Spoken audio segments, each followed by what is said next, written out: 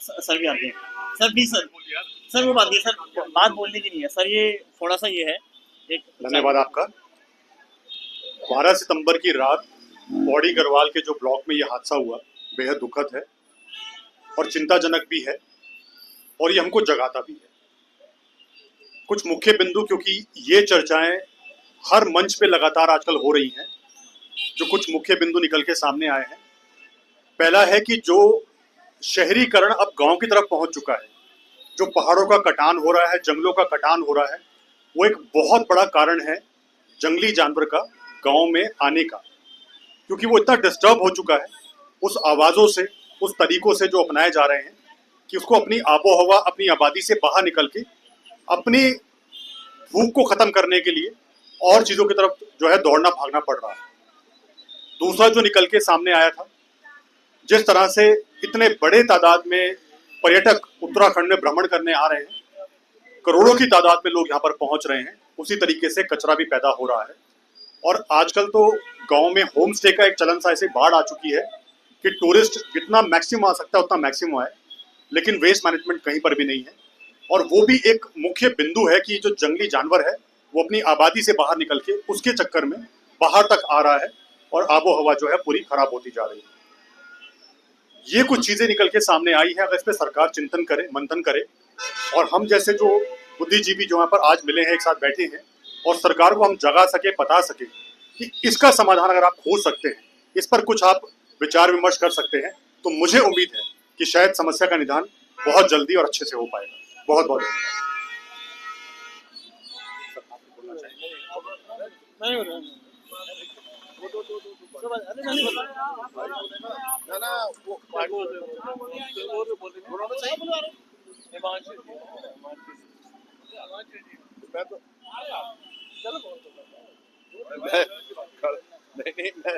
मैं तो इससे कह रहा भाई पहले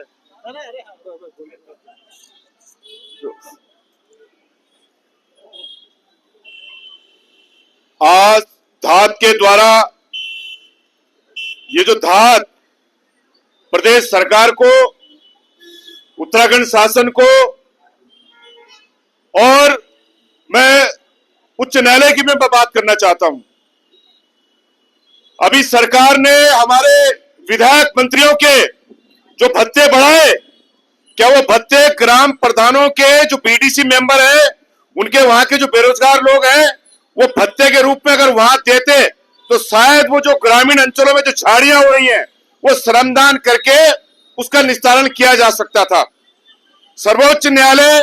जिस प्रकार से कुत्तों का संज्ञान लेती है, लेना भी चाहिए, वो उसकी जिम्मेदारी है, लेकिन तमाम उत्तराखंड के अंदर पिथौरागढ़ से लेके चमोली, उत्तर पौड़ी से लेके पूरे जौनसार क्षेत्र तक वो बाघ, वो भालू, वो जंगली सुअर, वो बंदरों का संज्ञान नहीं लेगी,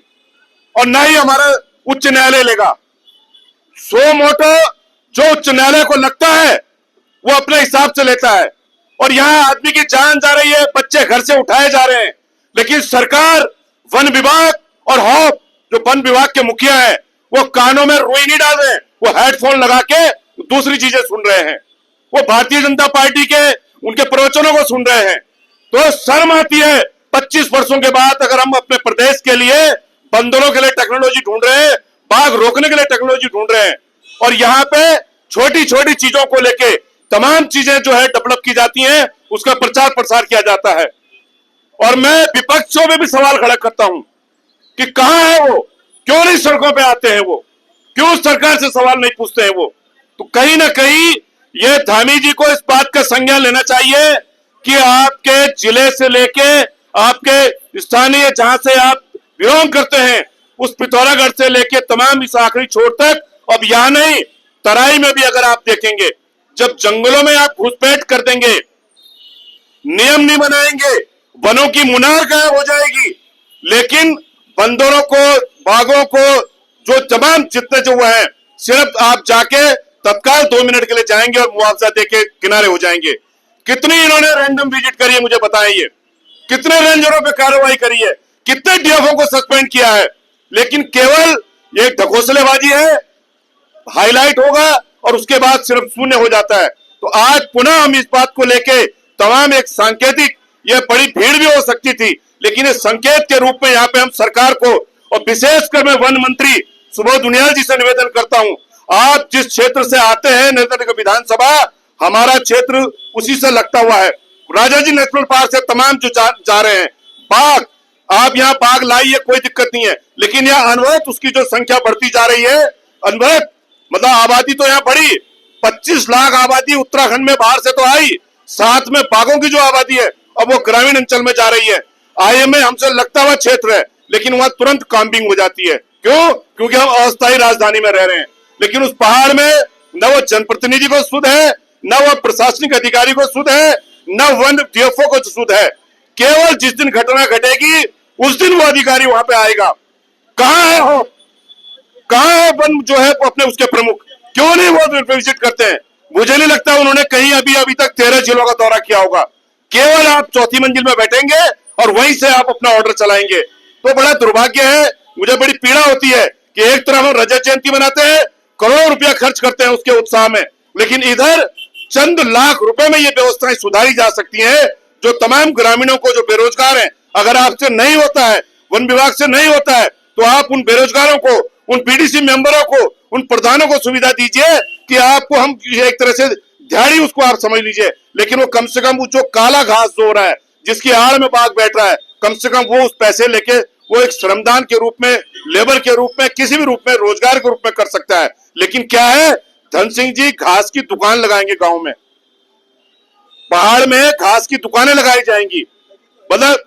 कितनी शर्म की बात है। आप ये कहते हैं कि जो लॉपिंग करेगा उसको हम श्रमदान देंगे, पैसे देंगे उन महिलाओं को, और वो जैविक घास हम यहाँ देंगे तो शायद यहाँ के जो हमारे जीव जंतु है उनको अगर गाय भैंसों को हम देते तो शायद वो दूध अच्छा देती। लेकिन पहाड़ में कह रहे हैं कि हम घास की दुकान लगाएंगे, घास बेचेंगे। तो सरकार की समझ पे